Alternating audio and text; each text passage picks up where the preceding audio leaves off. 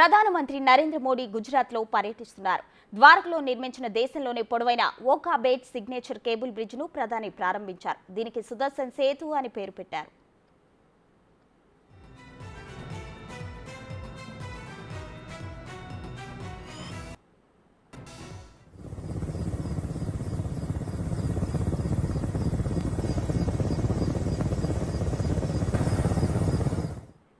దేశంలో మౌలిక సదుపాయాలకు ఇదో ప్రత్యేక ఉదాహరణగా మన కళ్ల ముందుకు వచ్చింది. ఈ వంతెన దేశంలోనే అతి పొడవైన తీగల వంతెన. దీని పొడవు 2.32 కిలోమీటర్లు. దాదాపు 980 కోట్లతో నిర్మించిన ఈ వంతెన ప్రధాని నరేంద్ర మోదీ జాతికి అంకితం చేశారు.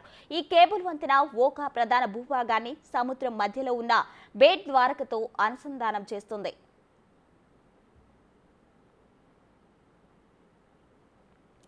ప్రత్యేకమైన డిజైన్తో సుదర్శన్ బ్రిడ్జ్ను రూపొందించారు. బ్రిడ్జికి ఇరువైపులా శ్రీకృష్ణుని చిత్రాలతో అలంకరించారు.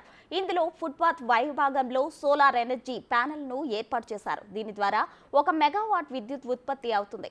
ఈ వంతెన ద్వారక, బేట్ ద్వారక మధ్య ప్రయాణించే భక్తుల రాకపోకలను సులభతరం చేయడమే కాకుండా చాలా సమయాన్ని ఆదా చేస్తుంది.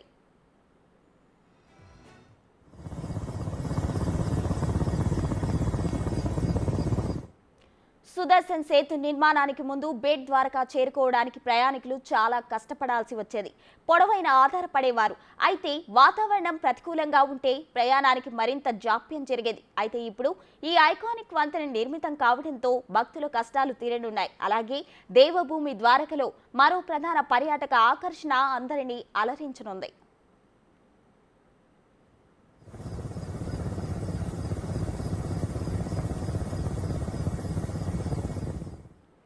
ఈ వంతెన నిర్మాణానికి కేంద్ర రవాణా శాఖ మంత్రి నితిన్ గడ్కరీ 2016లో ఆమోదం తెలిపారు. ప్రధాని నరేంద్ర మోదీ 2017 అక్టోబర్ 7న ఓఖా బేట్ ద్వారకలను కలిపే వంతెనకు శంకుస్థాపన చేశారు. ఈ వంతెన డెక్ మిశ్రమ ఉక్కు రియన్ ఫోర్సా డ్యామ్ కాంక్రీట్తో తయారైంది. అంతకుముందు ప్రధాని మోదీ ద్వారక మందిరాన్ని దర్శించుకున్నారు. ఆలయం చుట్టూ ప్రదక్షిణలు చేశారు. స్వామివారిని దర్శించుకుని పూజలు చేశారు. ఆలయ పూజారులు ఆయనకు తీర్థ ప్రసాదాలు అందించి ఆశీర్వదించారు. ద్వారకలోని శారదా పీఠాన్ని ప్రధాని మోదీ సందర్శించారు. శారదా పీఠం ప్రతినిధులు ఆయనకు జ్ఞాపిక అందజేసి స్వాగతం పలికారు. పీఠాధిపతి మోదీకి రుద్రాక్షమాల బహుకరించారు. పీఠాధిపతిని మోదీ సన్మానించారు. అనంతరం మోదీ ప్రత్యేక పూజలు చేశారు.